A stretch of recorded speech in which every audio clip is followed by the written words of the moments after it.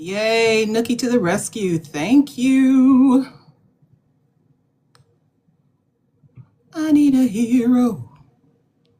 I'm on and out for a hero to the end of the night. Sorry, I'm singing instead of doing my work.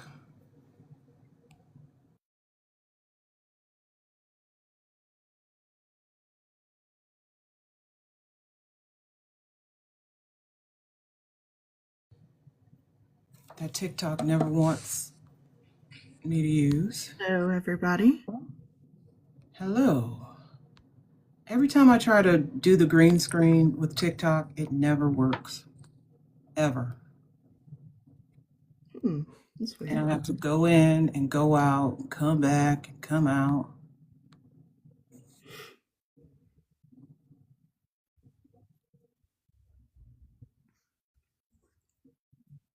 No, that's not it.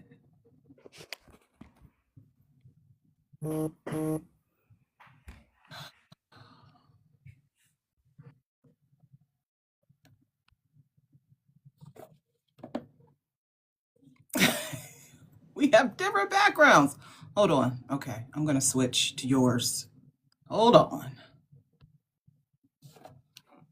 All right. Whew. Hello, hello, hello. All right, everyone, we're a bit late, but we're here. Thanks to our great OVC team. Hey, Joni, how you doing? I'm doing good. How are you? I'm good. I'm going to let Lauren up. Hey, Lauren, how are you? Hi, I'm just trying to join with my camera. Let me see if that works. There we go. Hello. You see me? Hello. Yeah. Okay. Lauren, if you could go ahead and share this with your followers, as many as you want. Okay. Also, you can add it to your story and you can repost it, which is what I just did. I'm also going to press down there and share. Let everybody know we're here. If you're in the audience, please share this live with your followers. Let them know we're speaking with a candidate from the state of Louisiana, LaurenJewett. She's running for Congress, the U.S. House of Representatives. So if you're from Louisiana and you're in the audience, or I mean anywhere in the United States, since she's running for Congress. We welcome anybody. Yes. Since she's running for Congress, she's going to be working for the entire country, really, but focusing on her district. So share this with as many people as you can. And also like the live and send us your Daily Heart Me. A Daily Heart Me supports the account, lets us know that you love us. Why does mine say I already sent this today? And I know I didn't. Maybe I sent it when I came in. I don't know. But I'm going to go ahead and give this some likes, run those likes up before we get started. Again, if you're in the audience, please run the likes up, share it, repost it, and let people know we are live now. We were a little bit late, but we are here. So I'm just going to run that up a little bit and say hello. Hello, Lauren. Hi. Hi. My name is Ayana, and joining me today is Joni. Nice to meet you. Thank you. I'm in Ohio, and Joni is in Texas. Okay. Right. So, yeah. Again, welcome everyone to Our Vote Counts. We're just going to go ahead and get started. If you're in the audience, remember, if you have any questions for the candidate, LaurenJewett, who is running for the Congressional District out of Louisiana, the 1st Congressional District. If you have any questions, you can leave them in the chat or you can hit the multi-guest button and come up and ask her the question directly. What else? I did all of the heart me, send us your heart me, send us gifts, gift the panelists, but also follow the candidate. Follow the candidate, and you're able to accept gifts, right, on your account? I think so. I don't know. I'm still learning how to TikTok. I don't even know how that works with the gift stuff. Joni, she said, I'm learning how to TikTok. Oh, so precious. So precious. Wow. Don't worry, I'm still learning, and I've been on this app for about a year, maybe. So what's going to happen is you're going to see some things flashing across the screen. You're going to hear some sounds, and that's just people sending gifts back and forth. You might see you're all of a sudden wearing a cowboy hat or something. Okay. That's one of the gifts that someone can send you, so don't be alarmed. But hello, everyone. Welcome to Our Vote Counts. Again, we are your moderators, Ayana and Joni, and this evening we are joined by LaurenJewett, who is running for the U.S. House of Representatives, the Democrat primary in Louisiana's 1st Congressional District. We are Our Vote Counts, or OVC, which is a nonpartisan movement uniting Americans from all walks of life to empower voters, support candidates of integrity, and ensure every voice is heard. Through education, outreach, accountability, and action, we're building a stronger democracy, one informed vote at a time. We thank you for joining us. Remember, your vote is your power. Again, tonight we are joined by LaurenJewett, who is running for the Democrat primary for the U.S. House of Representatives in Louisiana's 1st Congressional District. We'll be talking about her background, her vision for the district, and of course, taking your questions live. Again, if you have questions, you can leave them in the chat and we'll read them aloud, or you can hit the multi-guest button and come up and ask her all by yourself using your very own voice. By way of introduction, LaurenJewett is a nationally board certified special education teacher with 16 plus years of experience working in Louisiana's public and charter schools. She holds a BA in history and political science from the University of Rochester and an MA in English from the Middlebury College Bread Loaf School of English, which I had to look up because I'm like, there's no way. But yes, that's what it is. And over her career, she has focused especially on advocating for students with disabilities and has been active in union leadership, mentoring, and educational policy circles. Now, a little bit about the race that she is running in. Louisiana's 1st Congressional District is a suburban-leaning Republican stronghold centered around Greater New Orleans, stretching across both shores of Lake Pontchartrain. I never get that right when I say it. You got it right. You did great. Oh, did I? Oh, okay. Yay. Yeah. And down to the Mississippi River Delta, it is currently represented by House Leader Steve Scalise. He's not. Why does this say majority leader? He's not the majority leader.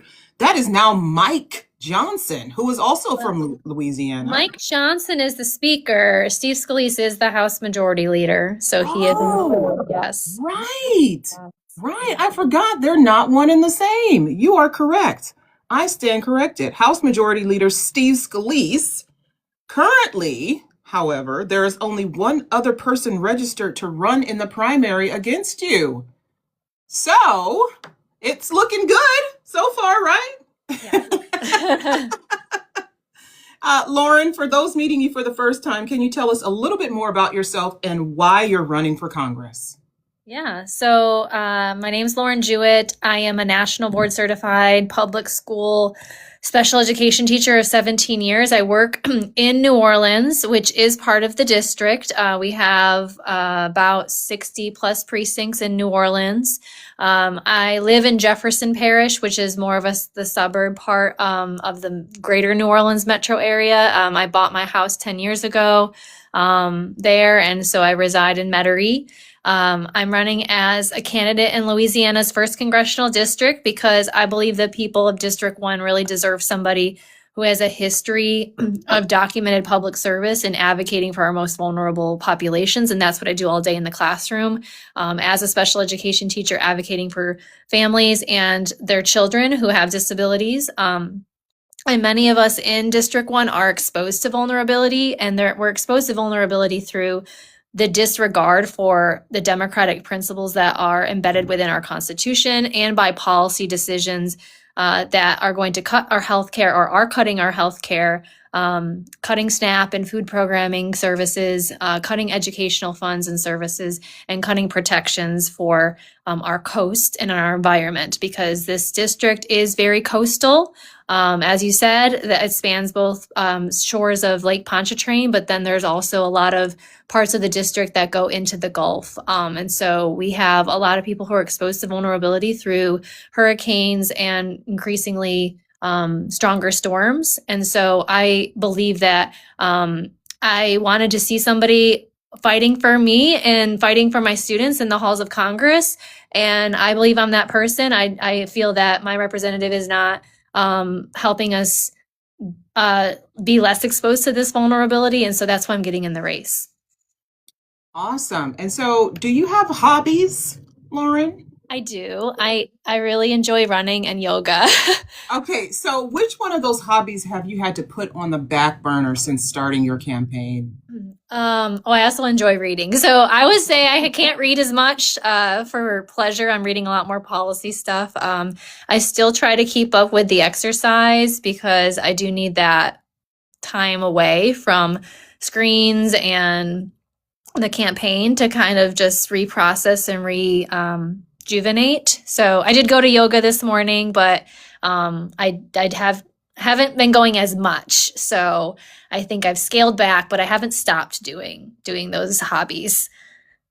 Okay, well that's good to know. That's good to know that you can maintain that balance. You know, do you know the date of the primary or when people can start voting? Yeah, so our primary here in Louisiana is a little bit new for the voters. Anybody who's watching who lives in Louisiana, for several cycles we have had open jungle primaries, which means that everybody just is going to qualify and then be in the same race for the general. We now are in a closed primary situation, and so that election will be on May the 16th. It was originally scheduled for April 18th, but we had a special legislative session at the end of October where they voted to move the primary date. That was in hopes of the Supreme Court deciding on this case regarding the Voting Rights Act, and hope that there will be some movement on redistricting, which is not, in my opinion, a good thing. That they're moving the dates of the election, that they're potentially going to redistrict. So we don't even know if that's going to happen in time, but that's what our governor was pushing for in this special session, to move the election a month later with the hopes that the Supreme Court would already have ruled in the election, or rule in the case, and then that would affect the boundaries of our district. They're looking at other potential districts, but we know that if they redraw one map, it's going to affect all the other congressional maps. And so as of right now, the election is on May the 16th, with early voting that last part of April, first week of, or beginning of May, I think. So that's around when people can start doing the voting process, but we will qualify to get on the ballot in February. So originally that was supposed to be January, and now it will be February 11th through the 13th. So that's like right around Mardi Gras time. So it'll be crazy. The changes. I mean, that's got to be unnerving, especially not just for the voters, but for you. You said that you have to qualify to get on the ballot?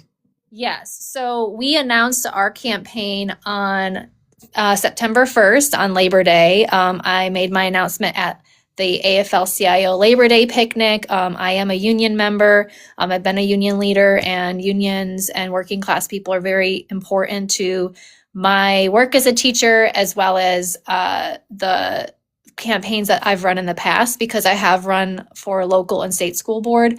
But after announcing, we knew that we were going to have to qualify, in January, but that has since changed. We already filed our FEC paperwork, but we do have to go to Baton Rouge and fill out the forms that we are officially going to be on the ballot, because sometimes people will file FEC paperwork and they won't go that extra step of doing the the qualifying process. So that'll be the next step in the process, which will be go to Baton Rouge State Capitol and file our qualifying paperwork.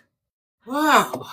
Gosh. Louisiana makes it hard to run, hard to like it should be, the states are in charge of voting, right? Great.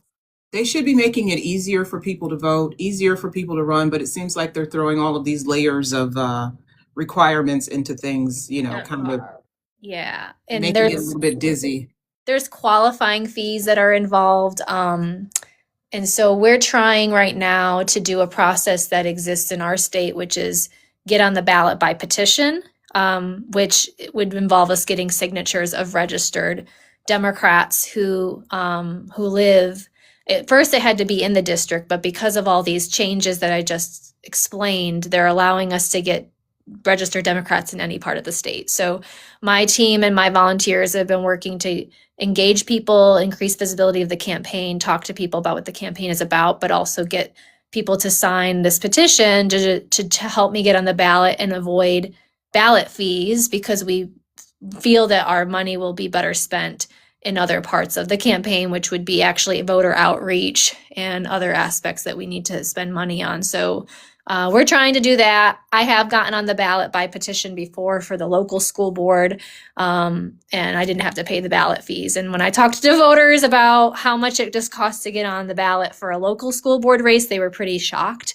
And they gladly signed the petition. I told them they did not have to vote for me. All it made clear was that it would be it would be a more fair process for me to get on the ballot, because it decreases the barriers to access for people to run for office. Because if you can't even pay your qualifying fees, you can't get on the ballot, and you can't even do the work that it takes to run a campaign, whether that's grassroots or actually a much more full-scale campaign. So you know what? This must be why when I looked at the race, there was only one other person so far listed as running in the primary. I thought, Yes. well, maybe they're just scared to run against Steve Scalise. Yeah, he's got a lot of money. But now that I see that it's a lot of I guess you could call it voter suppression tactics or candidate suppression, or just trying to keep people who are grassroots out of campaigning or running, and that's disheartening. But I'm glad that you're fighting back. And people, if you are in the audience and you are in Louisiana, make sure that you find that petition, somebody who has a petition, and sign it. It doesn't mean that, you're going to vote for her. It just means that you think she should be able to have her name on the ballot. Yeah. All right. And I mean that. Okay, I'm just going to dive into asking. No. I've done my job. It is Joni's turn. Joni, it is your turn. We're going to do some questions on economic development. Go ahead, Joni. All right. So the first question I have for you as far as economic development, so many workers in LA1, District 1, struggle to find stable, good-paying jobs outside of tourism and hospitality. Mm-hmm. What steps would you take to bring more diverse industries into District 1, and so people have more reliable career options? So I think about my work as a teacher. Teachers are, to me, a huge backbone in terms of the jobs. People move to places, move to cities, move to different areas around the country, and they want to have good schools, right? And so that starts with making sure that we are investing in our educators and paying them a salary that is competitive and also represents the value of the labor that they're providing. And we know that that's actually been an issue that Congress has been trying to debate. They've been trying to pass more of a law or bill around raising the actual ceiling of what teachers are making, because I know in our state, teachers actually leave if they're close to the boundary line of Mississippi or Texas to go work in other states, but then they still reside here. So because they're making more money, Louisiana makes lower than the Southern regional average. So definitely investing in our teachers. And then within education, prioritizing our career and technical education and making sure that we have those types of pathways in our schools to diversify the types of jobs that students are exposed to and that they can see a pathway to, whether that's again through some apprenticeships or and also like supporting our community colleges,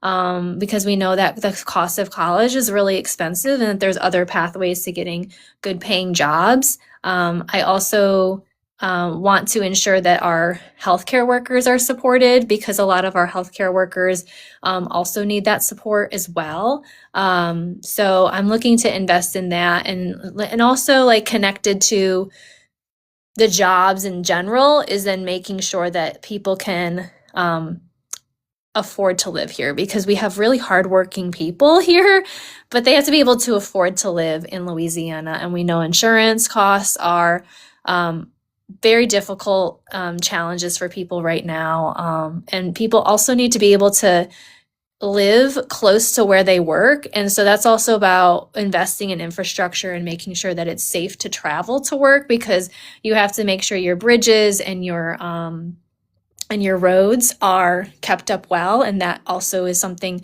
that we rely on federal projects to ensure that we have the funding to have forms of transportation or safe infrastructure for people to get to work if they have to commute.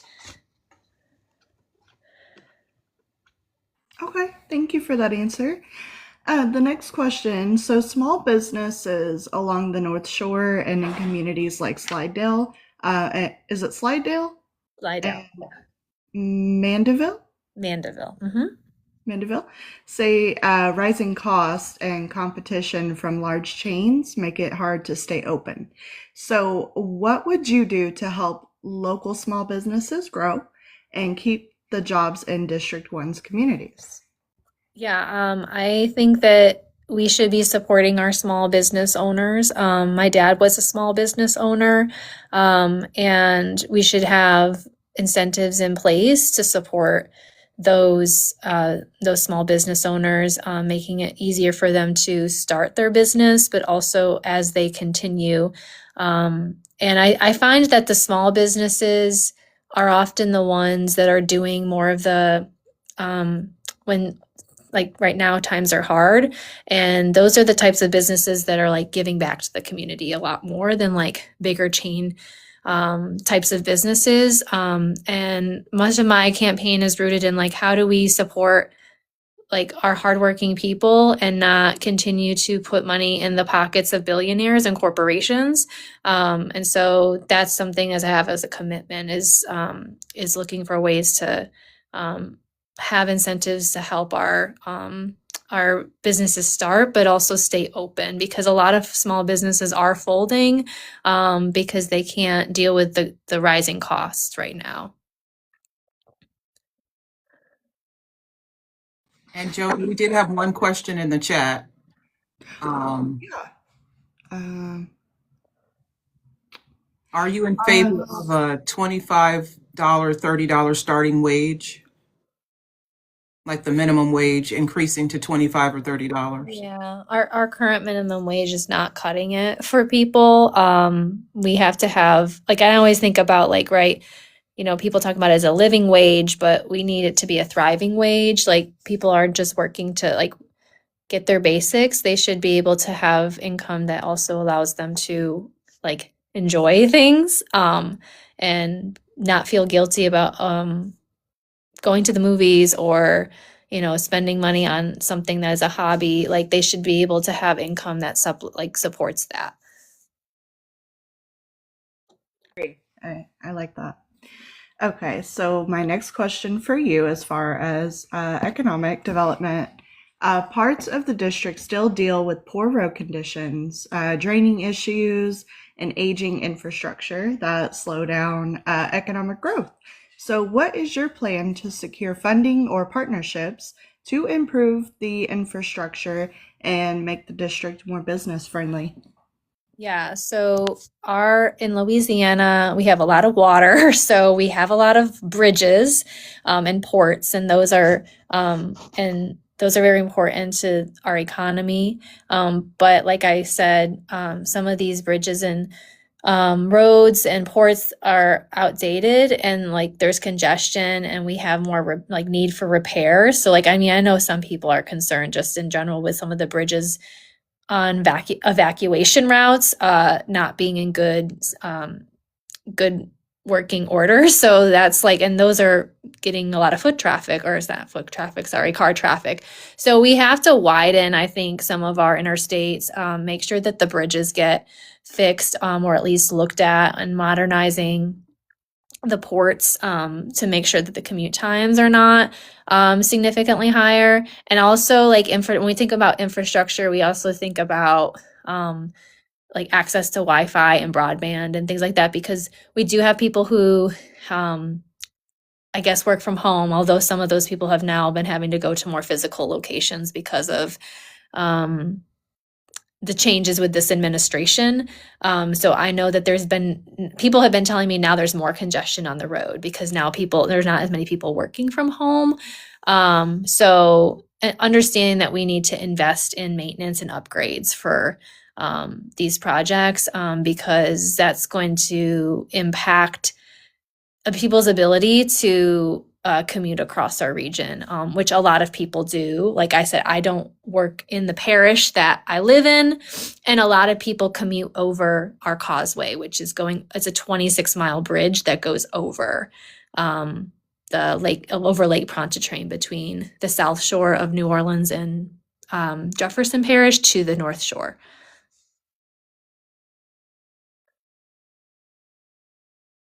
Oh, sorry, I forgot I was on mute, but thank you for answering those for me. And I'm going to move it over to Ayana for healthcare and women's health questions.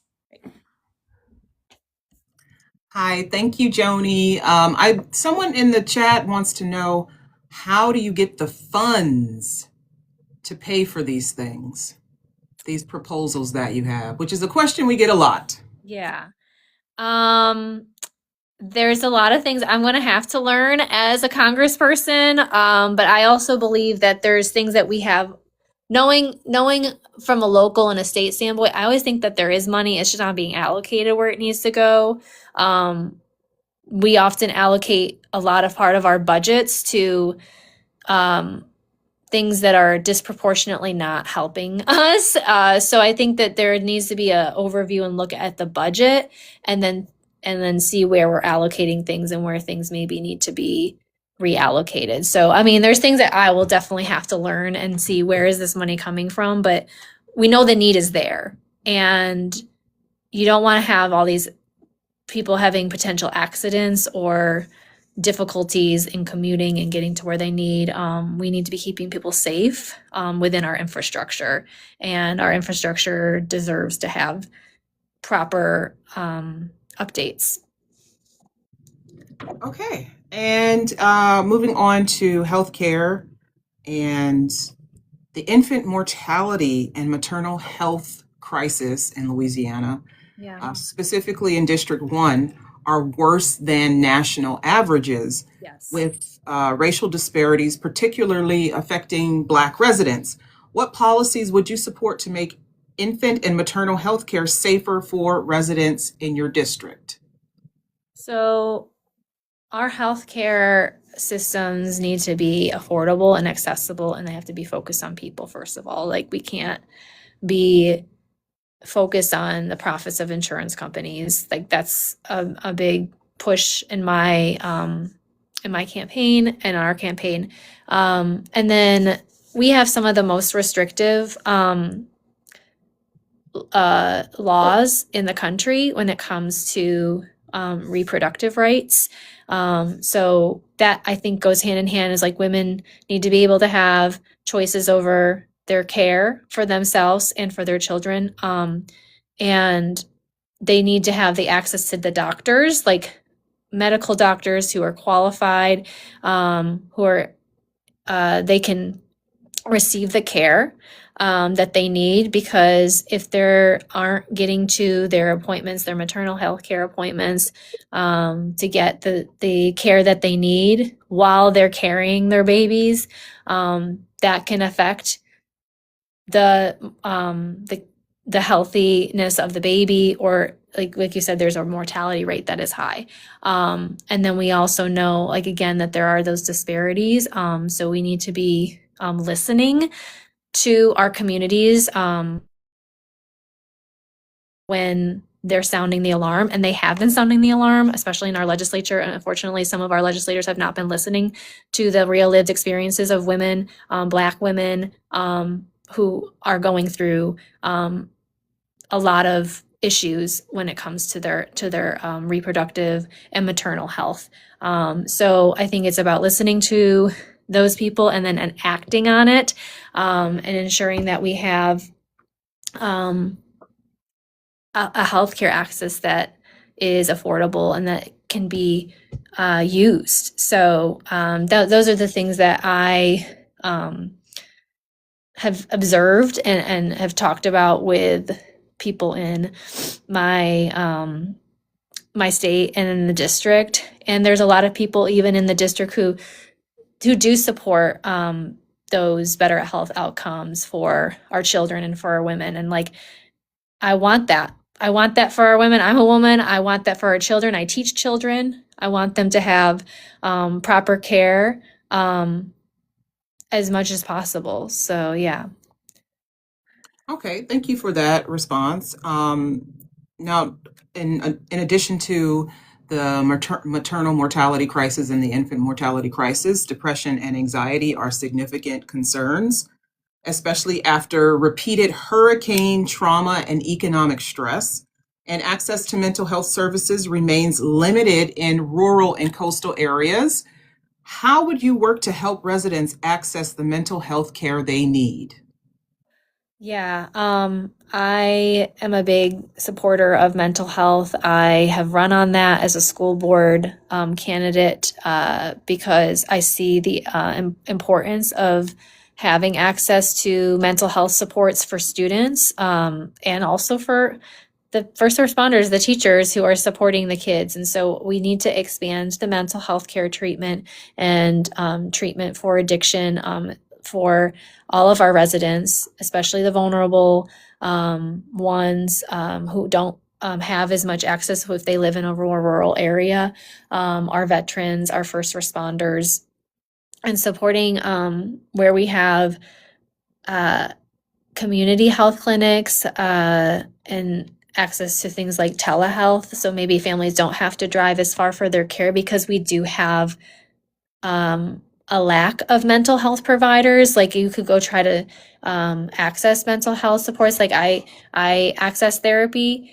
and I do therapy like via Zoom with my therapist. But I know people who've tried to since get on a wait, like they were on a waiting list essentially to get mental health support. And we are in an area where people do need access, like ongoing, because I think it's not just like you are reactive when you need those mental health supports. It should be a proactive thing that people are able to do on an ongoing basis, whether things are going okay in their life or they just like they need that management of that therapy. And then if there is support, if the person does need things like mental health, they have a mental health diagnosis, they may need some prescription drugs, like those costs need to go down. And we need to also allow like there to be no price gouging. Because I know friends who have dealt with that, who seek mental health supports. So having a range of options where people can access it, because we're in a situation where the big beautiful bill or law is set to close a lot of our rural hospitals. So that's already going to impact people who might have already been seeking care through hospitals or other providers.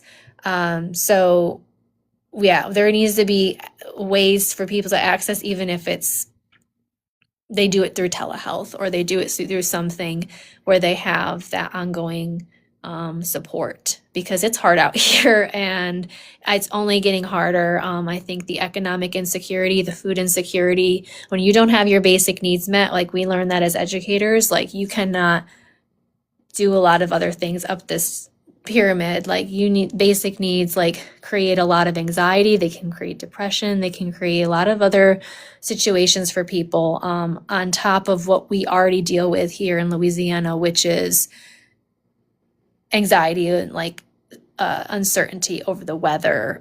So I think that it's a big need for that I see for people, and I would definitely champion it because I know the impact it makes on my own mental health and well-being.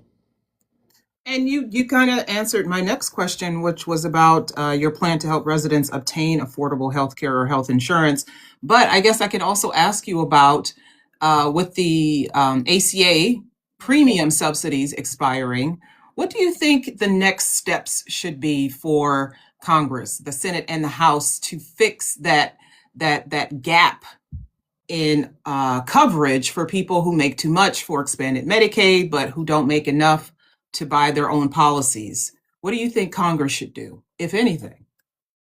They're going to have to do something. I mean, my healthcare, mine is done in the middle of the year as a teacher, but I know people are really worried as we get to the next start of the next year about these costs for healthcare insurance. And again, I think I said it earlier, like our healthcare system needs to work for the people and not for insurance companies. Other countries have figured it out in terms of how we can get healthcare and not have it be so exclusionary and expensive. Because if your people are not well, then our country is not well. Like that's ultimately how I feel. And I mean, I'm going to defend ensuring that we have our Medicaid, because we actually have a lot of people. I believe it's about 1.5 million people in 2024 use Medicaid in the state of Louisiana, and that's like 44% of the state's population. And we have the second highest rate of Medicaid users here. So without that, and most of and I think, and a lot of those are like, we think about our children, like, that's going to be devastating, and the impact. And I think that we have to look at how we protect some form of this for people, because if they're not going just to do regular checkups, preventative things, it's going to turn into issues that are more long term for people, that could have been preventable. So, and another thing too about our area is, unfortunately, we have a lot of issues with environmental pollution that has caused health issues for people, cancer, developmental delays. I mean, we have a whole area along our river parishes that is deemed Cancer Alley because there have been high rates of cancer for people because of environmental toxicity and pollution. And so we have to be very mindful about the environment that we're living in that's making people sick, but then you're restricting affordable healthcare for folks. So I think I try to tie the healthcare conversation into that, is like people feel very attached to our state and there's a attachment to land here, and then the fact that their families and their ancestors were here. And so, but like, you're also in an area where it's making you sick, but that's also preventable. So how can we be investing in preventable health options for people? Thank you. And we do have a question in the chat, and it's, what is your plan to lower homeowners insurance costs, which I gather has got to be pretty high if people are living in an area that gets floods and hurricanes and things of that nature? Yeah. So, I mean, one thing that our sitting congressman has been voting to take funds away for, there's a lot of different things, but FEMA, defunding NOAA, there's been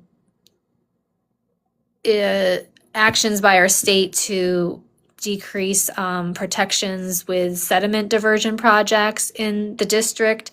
So some of these things, some of the insurance conversations are handled by our state legislature, and they have done things like fortified roof programs, but like things that are actually like making it affordable. Like we should look at, if the state is doing that, we should look at like how could we maybe help that do some of those kinds of programming on a national basis. But like I also think that we have to relook at the like what are the insurance companies doing, because I for one had an insurance company that left the state after a storm 4 years ago, and I had to rebuild my house. Like I was able to get the insurance through them, but then after that they left the next year, so I had to get a new insurance company, and it is making it harder for people to stay here.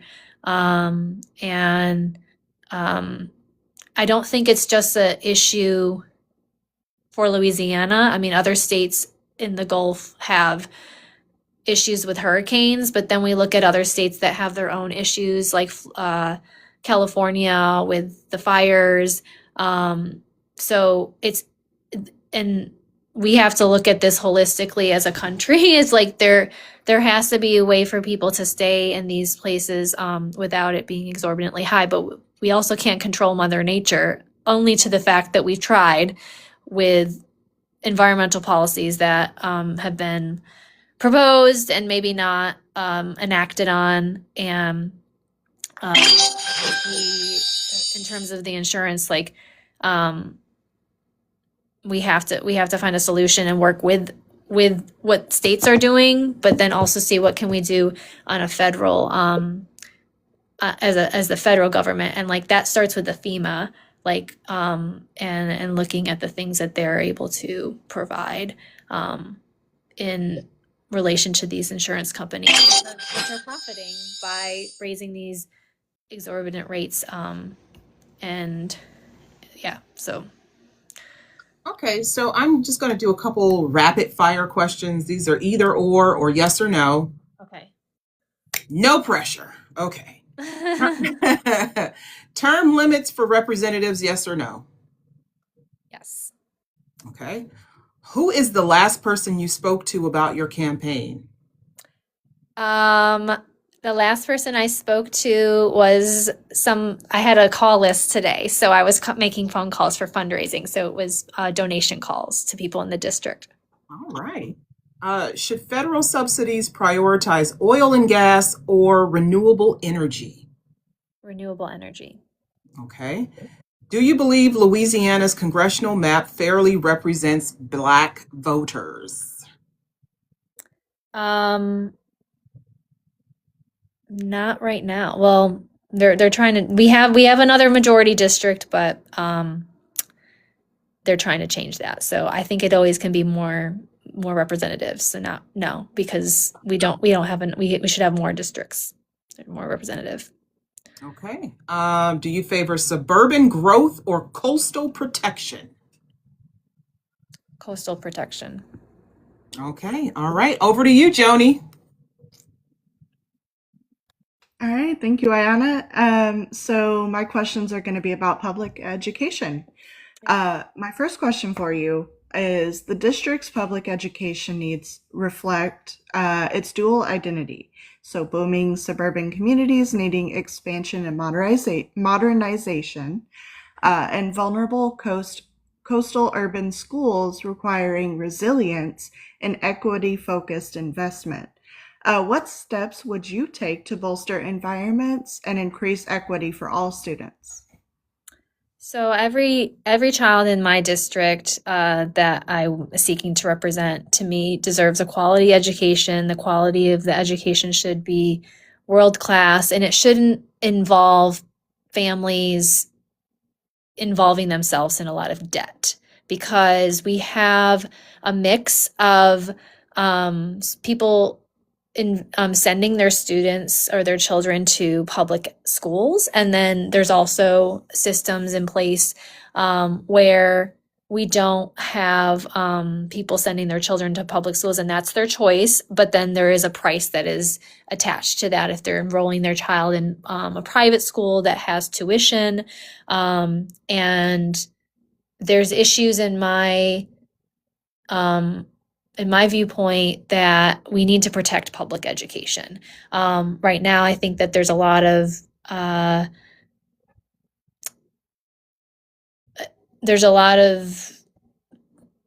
aim to try to make public education obsolete. And in my case, I work at the only public school in New Orleans. The rest of our schools are charter schools, and then we have public school districts across the Congressional District. Jefferson Parish, where I live, being one of them, and is the biggest one in the state of Louisiana. And then there's a strong public education system in St. Tammany, which makes up a large part of the district as well. But what's happening in our state is, and which has happened for a long time, is we have had a voucher system that has been proven to not actually be serving students. So people taking public money and putting it towards private education. That was the voucher system. And now that has been rebranded is educational savings accounts, which have also popped up in other states and have not been very popular. I think strong neighborhood schools, strong public schools are important. Our public schools do not turn anybody away.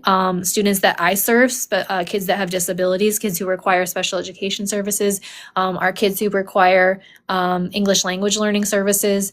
These are our families that we cannot leave behind, and that deserve a strong public education system that's also going to give them the services that they deserve and that are mandated by federal law, by civil rights law that their families have fought for. And so you have to juggle parents, because I see parents as a partner in the education of a kid as a teacher, but also public education as a public good.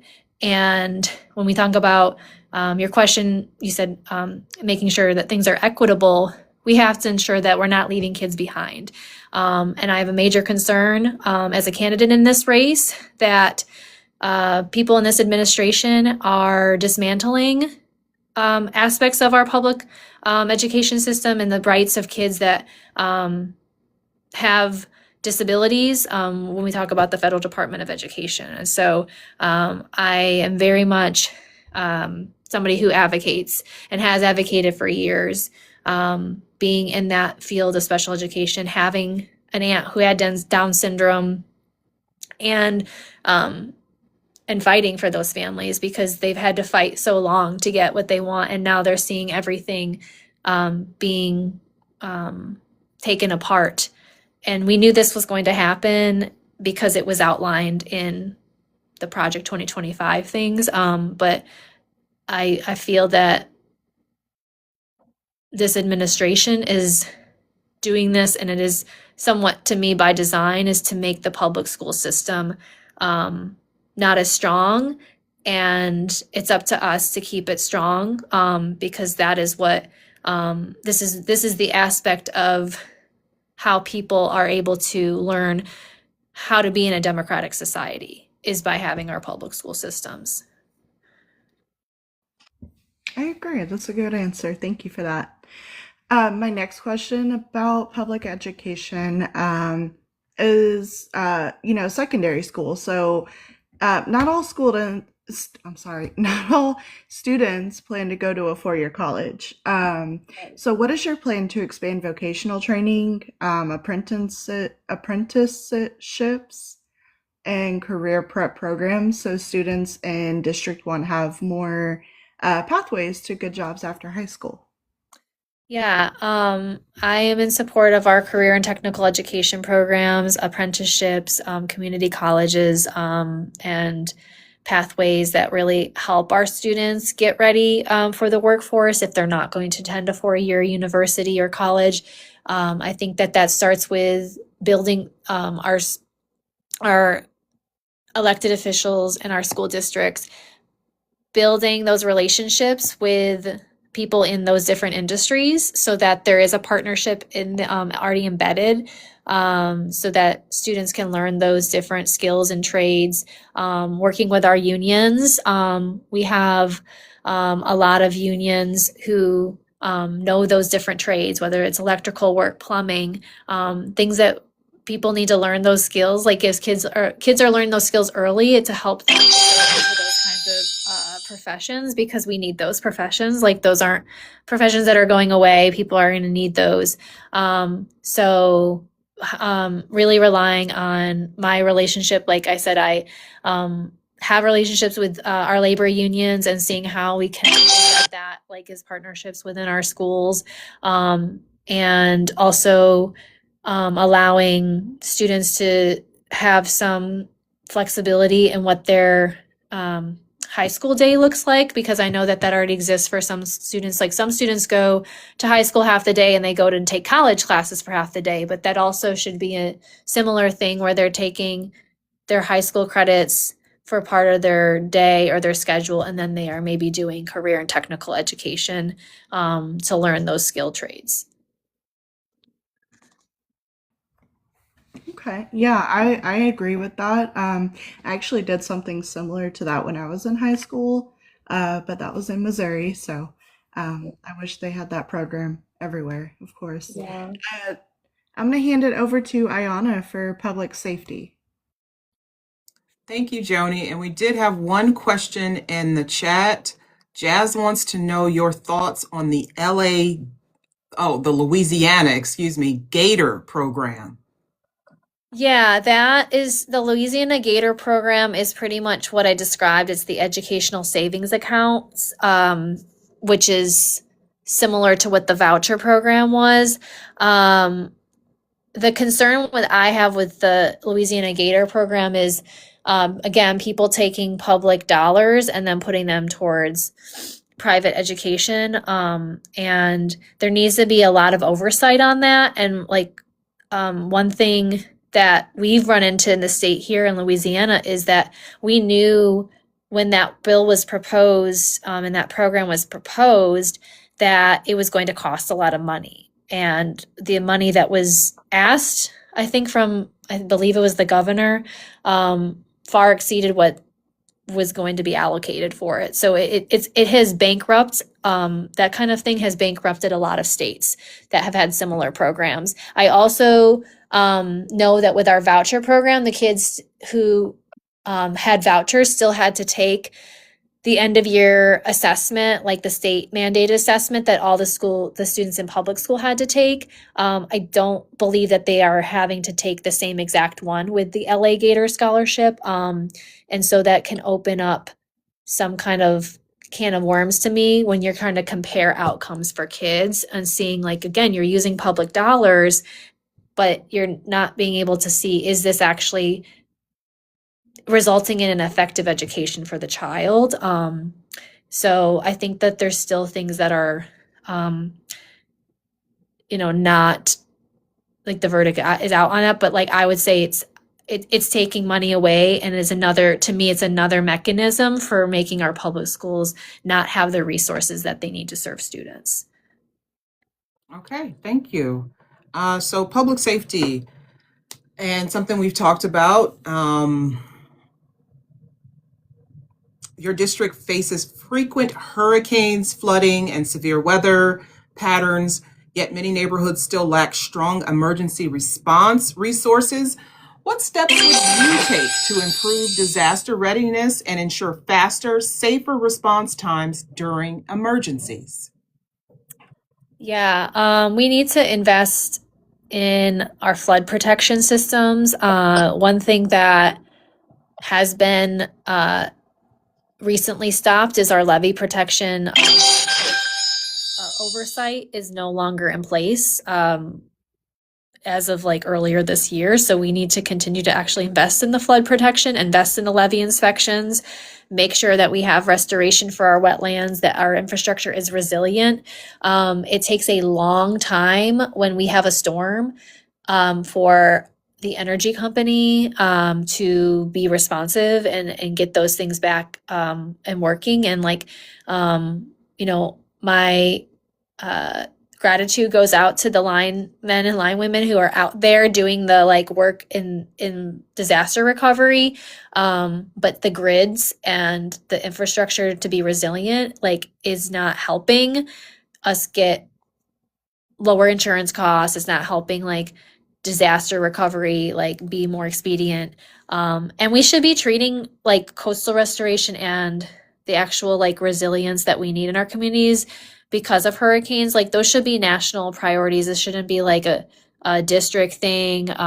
We know a lot of states in the United States are dealing with hurricanes, and as the coast erodes, these storms will move up more quickly. So as if we're not treating coastal restoration and the actual fact that the coast is eroding as like something we should be concerned about, then it's going to continue to impact more and more people. So I think we need to continue to invest in those protections and make sure that like we're not just stopping them. Because I have a lot of residents who, when I ask them, hey, what's like an issue, like a number one issue or something they're really concerned about with this district, when I spoke to them of the fact that I was running, they talked about living right near a levee and the fact that there's no levee protections that are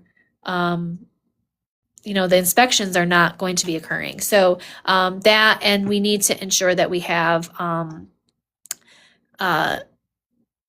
like energy that is taking us into the future,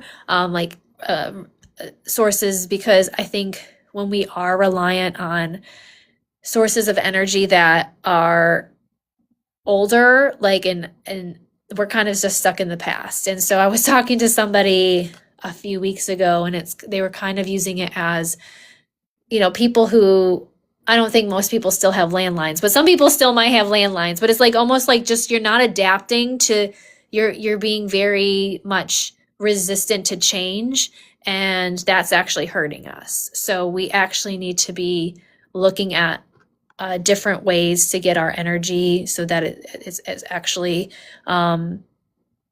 helping us and not hurting us. Oh, I think you're on mute. Oh gosh, I wasn't. And there was a question in the chat about assisting lower income families when it comes to disaster relief. Like, what policies would you support to help people who need to evacuate, but they don't have the resources to do so? Yeah. I think that we need to have, when we talk about disaster, like not just recovery, but preparation, is like people making sure people are accounted for. Yes, people move around and it's like probably hard to know where people are, but like I think you go back to locality and like neighborhood, and that's something that was always very strong in New Orleans. Some of that we've gotten away from, unfortunately, post Hurricane Katrina, where there was a lot of rootedness in neighborhood, but like making sure that we know what people need ahead of time. If there's some kind of program that people can apply for, if they know that that's something that they're going to want to do, is evacuate. Like some people are always saying like, I'm not going to evacuate, like, and they're going to stay. But when people want to be able to evacuate and don't have the means to do so, what can we do to ensure if there's like some kind of thing that they can have like some kind of funds that they can have access to, or if there's some kind of mutual aid. Like I'm very big on mutual aid, and I think that that's often how things run. I mean, I do think there needs to be some safety nets. I also think that there needs to be, I mean, these storms move very quickly and they're unpredictable, but I will say like a lot of times they don't give everybody enough heads up of when to get out of town or when schools are going to be closed. And that makes it very difficult when you are trying to leave town with like little kids or like elderly family members, is just the preparation and plans. So like some people will just like, even before that is given directives from the school or the city or the parish government, like they're going to leave because they know that they don't, like some people just have anxiety over it. So it's just like, how can we give people like the information as much as possible ahead of time? That's hard. But again, that goes to like not disinvesting from like things like NOAA, because if we don't have even like any measures to like know about storm tracking, like that's going to cause more issues. And then again, infrastructure, making sure that we have enough evacuation routes and that it's safe for people to leave and not be sitting in traffic for hours just to get 2 hours away. Okay, and another question we have in the chat is, and this is an important one, why do you think you can make a difference for Louisiana from DC and not locally? Well, I have made a difference, I know, locally for almost 2 decades in the classroom. And I have put myself out there to run for local office and for state office in the state of Louisiana. And I'm somebody who rolls up their sleeves and gets things done and wants to be present. And I don't see our congressman even being really present. Like, they're doing a lot of the DC politics things. And yes, you have to build relationships with your colleagues in Congress to ensure that things get done. But that's why they also have recesses, and there's time for the Congress representatives to be back in their district doing work and understanding on the day-to-day basis what people are going through. And I do think that we need people in Congress, not just myself, but I know other people who are running in this cycle who like actually have lived experiences with the issues that people are facing, like without, not having access to certain things, or like the actual issues that people are facing on a day-to-day basis, and actually have proximity to the problems. Like, I have proximity to the problems and can speak to, the issues that people are facing because I see it and interface with it every day as a teacher. I see kids coming in and being hungry. I see kids coming in and dealing with, issues of feeling unsafe in their communities. I have seen those things, and I've seen them for, like I said, almost 2 decades. And I just don't think that there is the same level of care and understanding from the people who are making the laws. And I want to make laws that are going to help people on a bigger scale.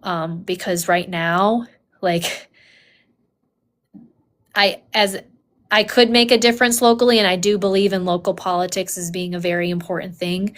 I also think that there's a lot of people who are in despair about what's happening with our country, and it's about saving our democracy and ensuring that we have people who are going to lead with empathy and lead with humanity. And that's what I do every day in the classroom. And so that's why I think that I can do a better job in the congressional seat. And the person who asked the question actually lived in Louisiana for a bit. So I wonder if she'll come up and ask you a question. If not, that's fine too. But I'll pass it over to Joni for environment and infrastructure, which we've touched on a little bit here. Yes, thank you, Ayana. So there she is. There's Butter. Oh, hello, Melanie. How are y'all doing today? We are well, Melanie. We see you've got some strong opinions in the chat there. I mean, Miss Lauren and I 100% agree with you. We need, everyday citizens like yourself that's a teacher that has been connected to the communities, during your career. That we need your type of leadership and empathy in Congress, 100%. But I really feel like Louisiana itself has to shift. Yes. Like I said, I'm originally born and raised in Washington, D.C. So I left D.C. and came to Baton Rouge for college, and was there on and off about 15 years. Where'd you go to school? Southern. Okay. Yeah. So I've seen the lack of ambition in Louisiana. I've seen how behind they are on things. And so I just think that like Louisiana is almost at the bottom of just about everything. And that needs to be all corrected before we expect Congress to make the changes that are necessary for Louisiana to come up off the bottom of that list. I don't want anyone at the bottom, but I know someone has to be. But can the bottom be like 50%, you know, and not like 10%, right? Like if we can make the bottom 50%, everybody's doing good. Yeah. But again, I really just feel like and I'm encouraging you, go do what you can in Congress in DC, but I just was saying that I feel like the local politics may be more, I feel like it's more corrupt there. With the Landrys in charge, baby, I ain't even gonna start there. But I know. Yeah. I've seen that, and I'm on my local and state Democratic Party structure, and I mean, we need to be running people, like, because if we have to change from things in the state, it starts with those elected positions, and we have people who are not even running for those positions, and that's obviously a problem. And that's the people who are making those laws that are going to be more impactful in the day to day. And then those are the people that in the state legislature who do have, you know, they do work with the congressional delegation to some degree. But some of those people like Steve Scalise, Mike Johnson, Clay Higgins, these people who are in the congressional delegation that they were in the state legislature. So it's like, how are we getting more qualified people who do care to help change outcomes at our local and state too? And that's some of the work that I do as a leader of the party in my state, and that's been in the last year and a half. But we have a lot of work to do. Like, I'm not sugarcoating it. We have a lot of work to do, and we're not in a good spot. that's awesome. That's awesome. Well, you keep doing the work. If this doesn't work out, I'm praying it does. You know, if I was still in Louisiana, you'd have my vote. But if not, then don't give up the local work. Right? Yeah. Perfect. Thank you. Thank you, ladies. Thank you, Mel. Oh, thank you. Okay. So yeah, I guess moving over to environment and infrastructure. The communities in District 1 continue to face flooding, coastal erosion, like you've talked about, and storm damage. So what solutions would you support to strengthen flood protection, improve drainage systems, and protect families living in high-risk areas? So I'm gonna kind of relate it back again to there's the glasses on me. As a teacher, right, and somebody who works with kids with disabilities, and that does, like, the cost to educate students that have more needs and services, it costs more, right? But if you, like, I've just learned, if you ignore and don't actually address problems, like, they're only going to get more expensive. And I think that's exactly what has been happening with our environment. It's been happening with our coast. People in Louisiana, our families, are going to pay a price, whether that's through the higher insurance, whether that's dealing through the flooding, right? Or like losing their jobs, losing their property, their homes,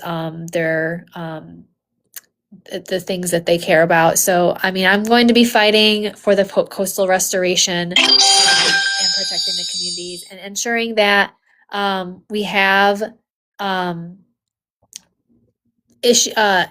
measures that are prevention, because prevention is always going to help us with keeping those costs down, making it cheaper than just reacting to the disaster. And another thing that, like, I know I've been talking a lot about, like, we've been talking a lot about hurricanes and coastal issues. But there's also, like, in my district and then in the other parts of the state, they've been trying to build pipelines, like, for carbon capture, which a lot of people may not be familiar with carbon capture. It is supposed to, like, some people say, okay, it sounds like a good thing on the surface, but like a carbon capture pipeline, like, actually could create a lot of problems. And they're trying to build one in the district right through an area where there's, like, a school nearby, and it would have issues with, like, access to our waterways and the soil. And so I would as a candidate, I don't support carbon capture. It's actually something that a lot of people across the state, bipartisan, don't support, with these outside companies coming in and trying to do carbon capture in the state. I was at a hearing a couple of weeks ago about this particular project in the district, and there was lots of people of all backgrounds speaking about, this is bad environmentally, this is bad economically for our state. It's going to hurt our waterways, will hurt tourism, and ultimately will hurt like our health. So I think tying issues of environment always back to like, this is going to also impact our health outcomes for people, because that's ultimately to like a connection that sometimes I don't think is always directly noted. That's something that I think that we should be having a conversation about when it comes to the environment, and that we're protecting not just like our economy and our homes, we're also trying to protect our health. We want clean air and clean soil and clean drinking water for our communities. Absolutely. And you would think that would be the basics. So many roads, bridges, and intersections in the district are deteriorating or outdated, as we kind of discussed earlier. How would you work to secure funding and improvements to make transportation safer and more efficient for daily commuters? So like I said, I talked about a lot of the bridges that are in this district over the waterways. I think those are definitely priorities, because you want to make sure that people are safe traveling over those. I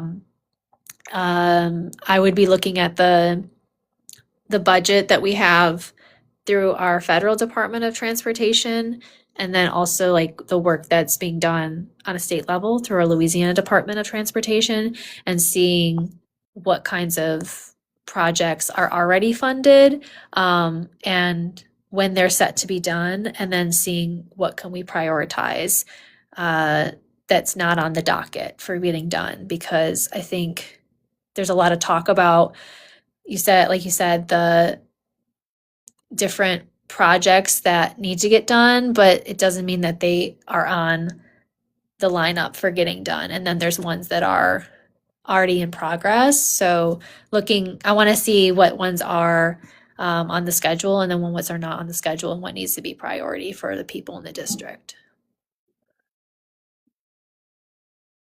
All right, perfect. And the last question on this is that Louisiana has growing potential for clean energy jobs, yet many projects bypass local workers. How would you encourage clean energy investment, and that which creates good jobs and supports economic growth for District 1? Kind of goes back to what we were talking about earlier with the job embedding skills within schools, is like, how can we ensure that there is skill-based work being done for our students who are in the secondary schools and in high school age, to be in a spot to apply for some of these jobs and learn those skills, especially if we're not prioritizing people for those jobs who are from here. It's important, because people who are from here like understand the environment, understand the culture, and we should be giving people a reason to stay. Because I hear so many people who are leaving for various reasons, but people who leave here, and I'm sure maybe, I don't know what part of Texas you're from, Joni, but when people leave, even if it's right to a neighboring state, they always are like, I want to come back. Like, I want to come back, like, or I miss it. There's always reasons that they leave, but a lot of the reasons are like, some of the laws are not serving them. And then also like actual economic opportunity and job prospects, it's not there for them. So ensuring that we have a trajectory for people to see that, like if there are these clean energy jobs, like how can they be competitive in that, and what do they need to, what steps do they need to take to ensure that they have those jobs down the line. Okay, perfect.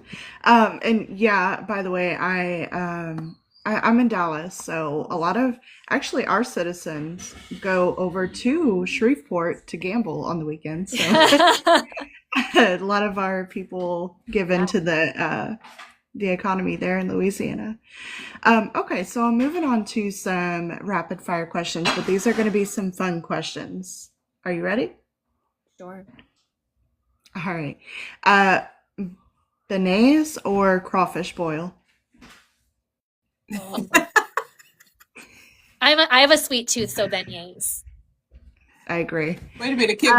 Before we continue, I have to apologize to Joni because as I was coming up with these, I was like, I hope that Joni knows how to pronounce any of these things because I can't. And beignets is a hard. I don't know why. It is because of the like spelling, but you always just to be like beignet, like yay. Yay. But I'm like, oh my gosh, I didn't. So Joni, it wasn't on purpose at all. This is how they talk. This is how they talk. I apologize. And pair that with my southern accent. Okay, Mardi Gras parade or Jazz Fest? Mardi Gras parade, because you can leave Mardi Gras when you want to leave. Jazz Fest is when you go, it was a certain ticket. When you're in, you got to stay, and I don't like the crowds. So both are crowded, but Mardi Gras you can leave when you want to leave. Understandable. Saints win the Super Bowl or LSU wins the national championship? I'm gonna say Saints win the Super Bowl. Okay. I might be getting some enemies here, but I moved here the year they won the Super Bowl, so that was kind of special. Miss Trish says neither. I also have to say though, I grew up in upstate New York and my dad was a really big Bills fan. So like I'm kind of rooting for them. Like more recently, I'm always rooting for the Bills.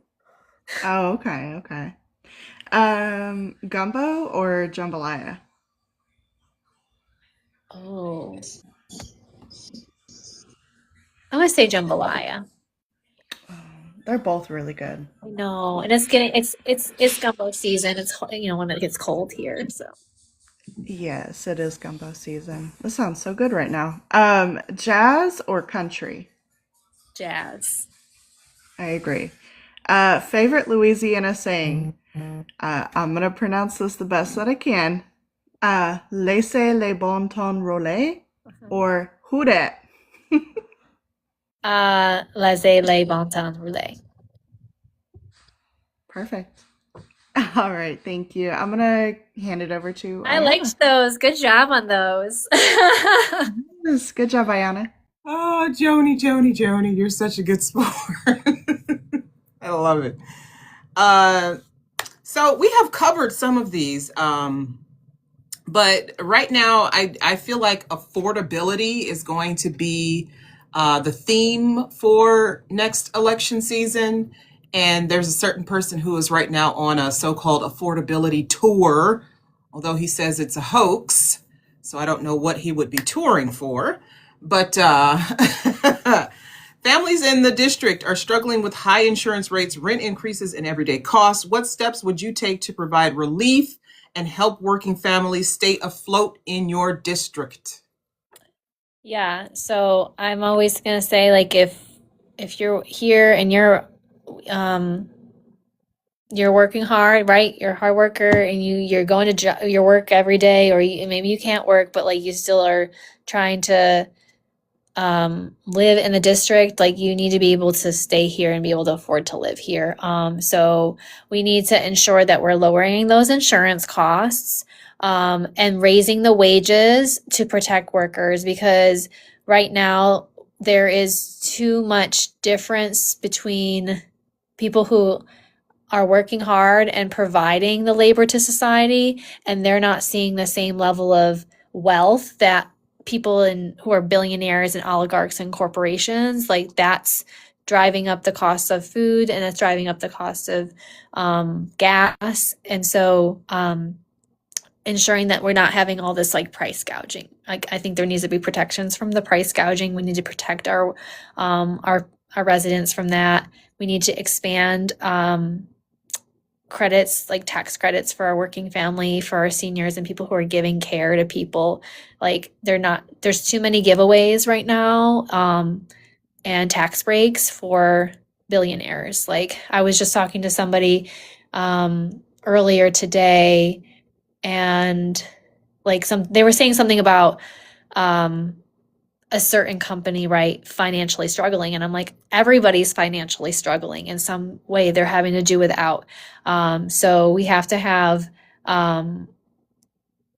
those tax credits for people who are providing the actual, like working class people who are making the stuff run. They're the ones who are making everything function, making sure that we have local jobs who are that are invested in, so that people can stay here and they can also like not have to travel very far to where they work. And then additionally, ensuring that people have access to housing policies that are fair for them, and that keep the cost of rent or the cost of homeownership like that are actually attainable. Because I think I mentioned in my introduction that I own my house, and I worry constantly, am I going to be able to still afford my house because of the cost of insurance? But I think about people my age when I bought my house today, and I'm like, I don't know if they could buy their house at this point. Like the economy has changed so much in a decade. So those are the things that I think, like, and I think you're right, Ayana. I think that affordability is going to be a very big issue in the midterm elections, because people are really feeling it right now. And when it comes to the cost of food, the cost of medicine, these basic necessities, like people are really realizing like we have much more in common than we have that is different. The thing that is different right now is that there are people who are trillionaires and billionaires, and that should just not exist. We are actually having more in common with each other, because that is the divide. The divide is being able to like afford to live versus people who have billions of dollars. And I just noticed that your screen name is Do It Jewett. Yes. I like that. Is that your campaign slogan? Is that what's going to be on your Kind of, yeah. It's like, I've used it in my hashtags a lot. People like it. Yeah. Oh, I like that. Okay. And voters across your district, like across the United States, say they want a representative who listens and stays connected to every community. What would you do to make sure you remain accessible and responsive to your constituents throughout your entire term if you were to win the office?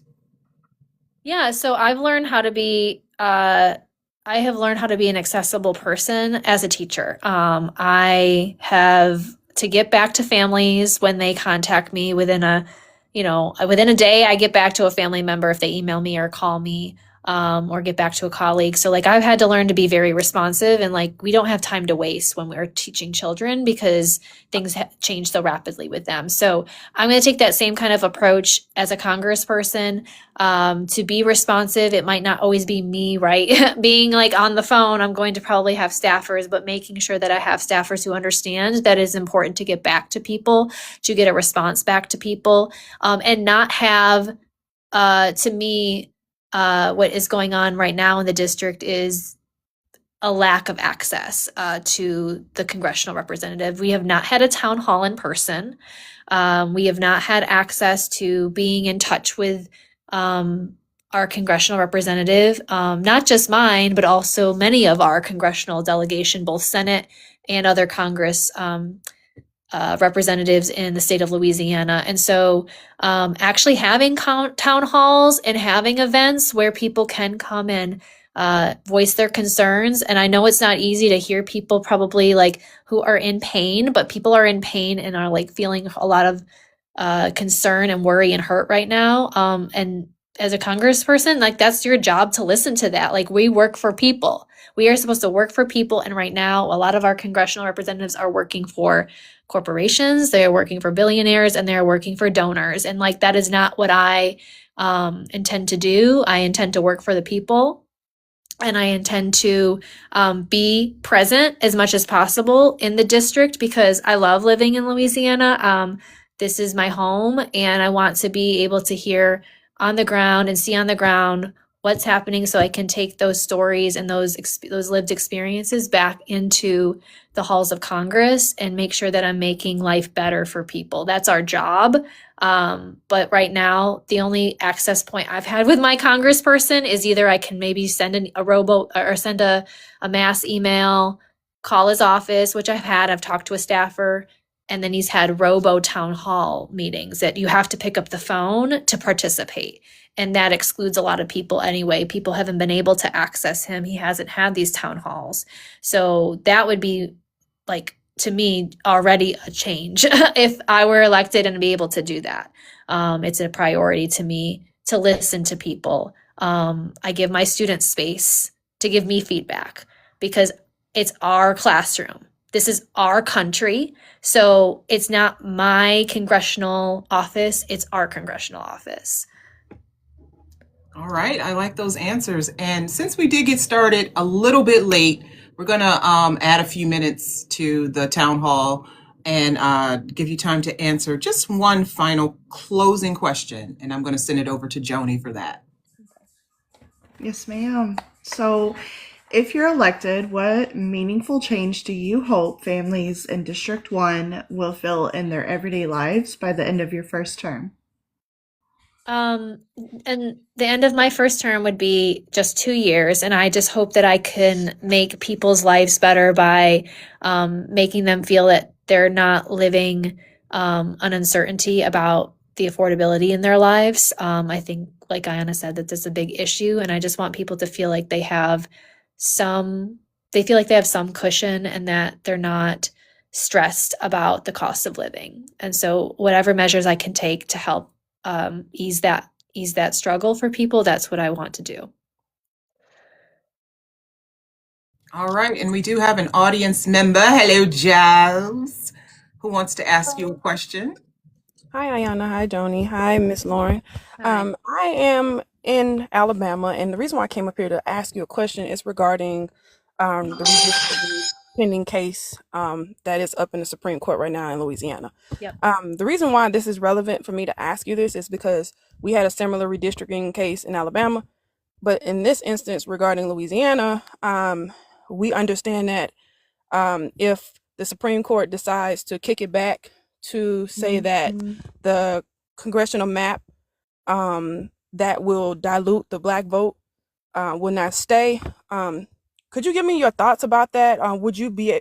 If you were elected into Congress, would you help co-sponsor or support a bill that would strengthen the VRA? Because we know in the past, about like 12 years ago, Section 2 of the Voting Rights Act was gutted. So we understand that we need more policy prescriptions to strengthen and protect that. So could you just give me your thoughts about that? And if the Supreme Court does decide to not go with the current map, what would be your thoughts on if you will still run or not, or would you move into another district and run? Yeah, so I mean, I'm a champion for ensuring that we are not or champion for our voting rights, and people fought for our voting rights. Right now, this whole issue with the case that came out of Louisiana, but it's now at the Supreme Court. Like, what if it rules in the favor of the people who filed it, which was I believe our governor and our attorney general, and the people who brought the case about the maps, that to me is going to affect not just our state, it's going to affect lots of states. If they do redistrict, I don't know if I would be redistricted out of District 1. I mean, I'm planning on continuing this campaign. I have concerns that what ultimately is going to happen with this redistricting case is the part of the reason for them filing the suit was they want to get rid of Congressional District 6 in Louisiana, which is a majority minority district. And we do have a Black representative in Congress right now who was elected in 2024 to that seat. And he was formerly in Congress years ago. So we have Troy Carter and Cleo Fields, and those are both our representatives in the delegation. And I'm concerned, and how this court case is going to come out. I don't know if it will come out in time for the midterms, but whether it comes out before the midterms or are qualifying or not, if they do rule in favor, it's going to have an impact. And so if I am elected, if that does happen, I want to find ways that we can ensure that we are having some kind of protection, because there's already other ways that even if they don't vote, if this court case gets voted down, if they vote down they don't vote in favor of the people who brought the case, they're going to try to still find ways to suppress the vote. And so my work in my own locality has always been about voter education, making sure people understand what's on the ballot, getting people to the polls. We're going to have to continue to do those efforts as a resistant measure to whatever they're doing on a policy level, because there's always going to be the policy things that they try to do, but how do we push back at a grassroots level or like through our communities? And that's, to me, historically, we've always had to do that. Yes, we have to fight through the courts and through legislative halls, but there's also ways to push back. So I am concerned about the outcome of what's going to happen, because whatever happens is going to affect not just Louisiana, it's going to affect the whole country. The origin of this case is just because they wanted to get somebody out of Congress in Louisiana. They redrew the district. Now they have Congressional District 6, and now they're going back and they're saying they don't want these maps. So it's very wishy-washy, but the end game to me is that they want to do it in their favor. And the favor is not in favor of the people. Thank you for that. Because I think that needs to be more in the ether regarding this case, because to your point, if the Supreme Court does rule in the favor of the people who filed the complaint of the current map that does allow another majority minority district, this will set precedent. So I appreciate your opinion on that, and thank you for that. All right, Jess, thank you. Yes, thank you, Jess. And then my final question for you, Ms. Jewett, what is the one message you want voters to take with them about why you're running and why you believe you're the right choice to represent the district? So the thing that I want people to walk away with and understand is that I'm going to show up for the people of District 1 every single day and work hard for them, just like I've been doing for the last 17 years, showing up for my students every day and working hard for them. I'm going to take that same approach. And people who know me, and hopefully people who come to learn who I am, know that I'm a hard worker and that I don't give up. I don't give up easily, and I have a lot of fire in me, and I want to bring that to people to support them. So I'm going to show up for people just like I show up for my students. That's perfect. Thank you so much. And thank you, Lauren, for joining us this evening. Can you please let the people know where they can find you on the socials and how they can support your campaign? Yeah, so my website is www.LaurenJewett.com. That's where you can go to learn more about the campaign, find ways to get involved. Even if you don't live in the state, you can sign up for our volunteer list, because there are things to do remotely. You can donate, and I'm on TikTok at DoItJewett, and then I'm on Instagram at ElectLaurenJewett, same on Facebook at ElectLaurenJewett. I'm also on Blue Sky. And that's, I think DoItJewett.bsk KY dot I don't know. It's always long. I don't know. And then I'm also it's difficult. it's difficult. But yes, I'm on there. I'm also on Threads, but I spend more of my time. I'm trying to learn TikTok, so I try to spend more time on TikTok, mostly on TikTok and Instagram. That's where I share most of my stuff. So we're proud to be in this fight, and hopefully we can galvanize more of you all to be part of it as well.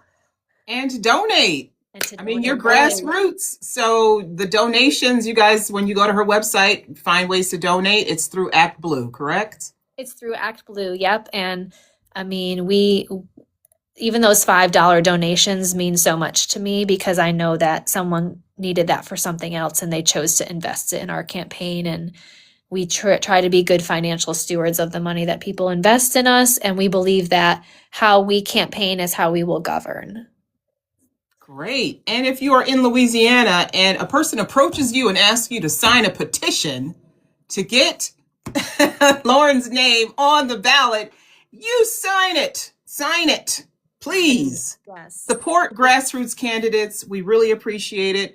And again, thank you, Lauren, for joining us this evening, for allowing us to host you and present your platform and your vision for the future of Louisiana's 1st Congressional District. We also thank the audience for being here with us and tapping the screen and sending all the gifts and support for our account.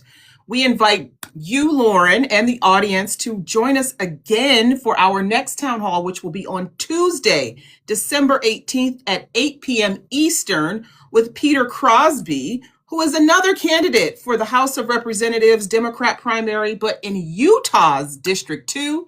Again, that's Peter Crosby on Tuesday, December 18th at 8 o'clock p.m.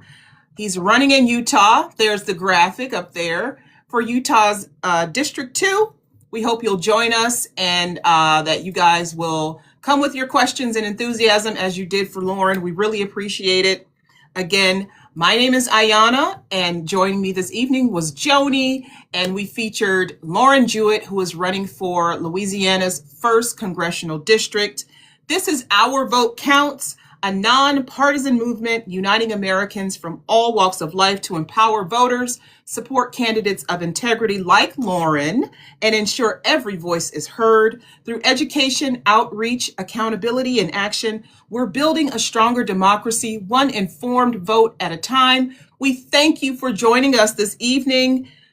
Remember, your vote is your power. Have a good night, everyone. Bye.